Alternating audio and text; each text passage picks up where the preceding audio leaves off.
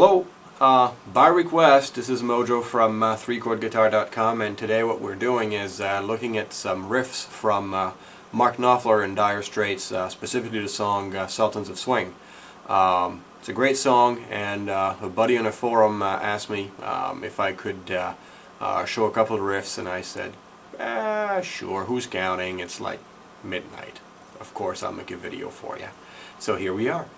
I realized I probably should be playing a Stratocaster, this being Mark Knopfler and all, but, well, I'm a lazy butt. All the guitars I have around right now are Telecasters. I'd have to go back to the Batcave and get a Strat, and I decided to pretend that this is a Strat. And as you can see, it's a James Burton signature Tele.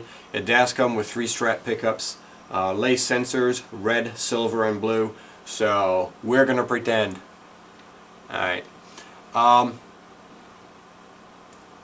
Where to start? A lot to talk about. I figure we probably should start with the actual chord structure. I think it makes sense for the song. It starts with a D minor, then goes to a C, then a B, and an A, and then an A7. Okay, so it goes like this.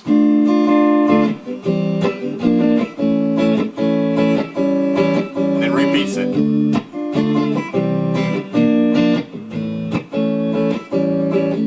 F, C, B, back to D minor,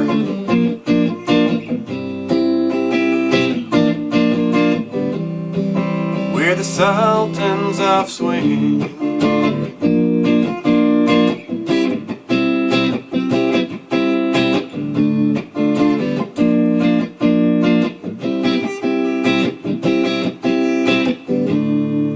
Alright, you get the point. Sorry I had to sing in there.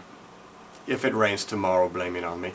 Alright, so that's the chord structure, and the first riff we're going to look at is the one that goes like this. Maybe one of the most famous riffs on that song. Actually, it's 1 fret down.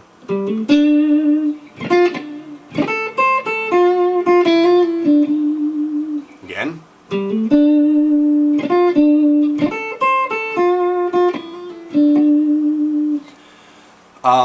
The hard part about this riff, there's not much to it, mind you, but the hard part about it is that dragging sound, that hesitating type of thing that Mark Knopfler does a lot, actually, not just in this song.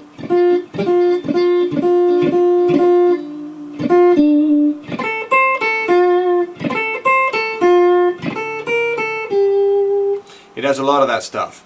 The way I personally do it, and obviously I finger pick, not unlike Mark Knopfler himself, although I have to admit that's pretty much a start and the end of the comparison between the two of us.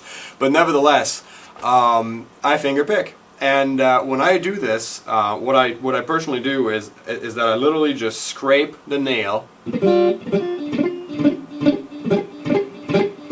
a kind of a muted way. And I mute it in 2 different ways. One with the fretting hand, where I will press where the note normally would be, but not all the way, so it's kind of mutes it. And the other way is, as you can see, as I do this, my thumb, or more importantly this part of my thumb right here, is also dragging against the string to try and mute it at the same time.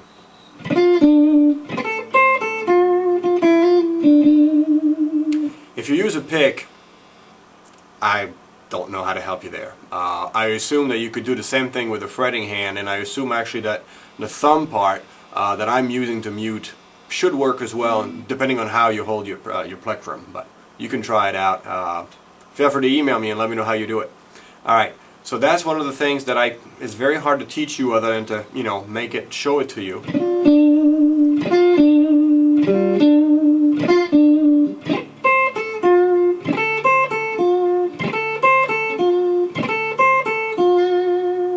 And hope that, as you practice, you find that zone, that in between.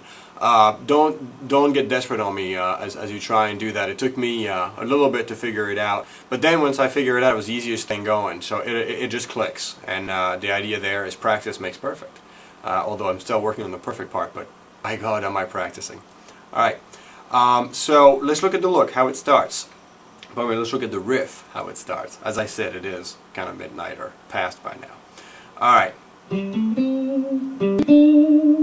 Alright, so we're going to be on the D string on the 5th fret with the index finger.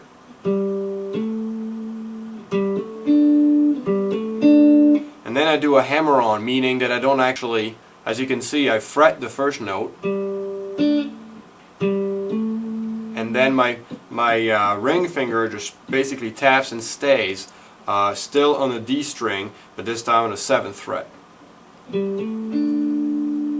And then I kind of flatten my finger at the 7th fret so that my finger both is over the D and the G string, and then I pick the G string. Pick this G string doesn't sound right, so. Then we do that infamous scraping thing. And to do that, I've got 2 fingers fretting. On the G string, I've got my Johnny Cash finger at the 7th fret, and on the B string, I have my index finger at the 6th fret. And the actual note I'm trying to play here is the note on the 6th fret of the B string.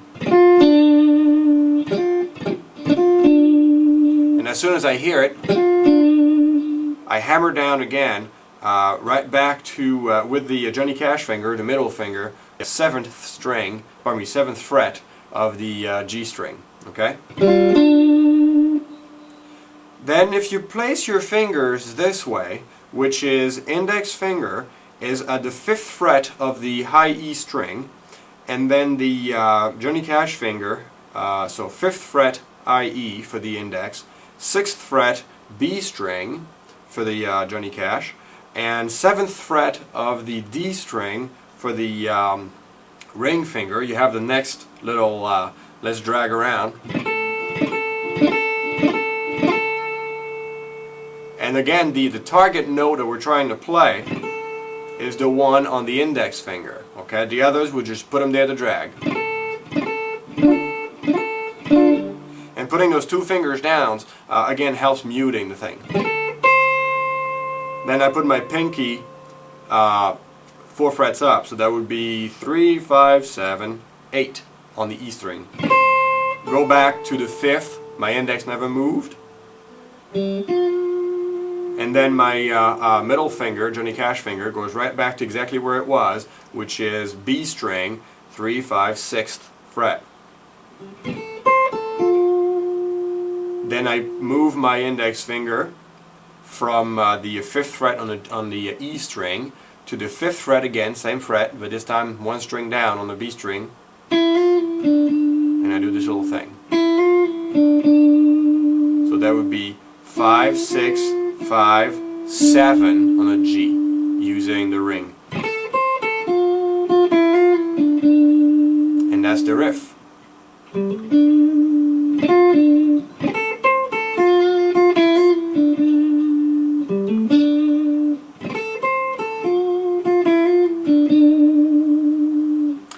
That's it. So there is to it. Now it's all about practice. And I'll try and add some more riffs on that song. There's a couple more I have in mind that I think are pretty cool, but we're just about out of time. So thanks for viewing this. If you have any questions, there is a forum on ThreeChordGuitar.com.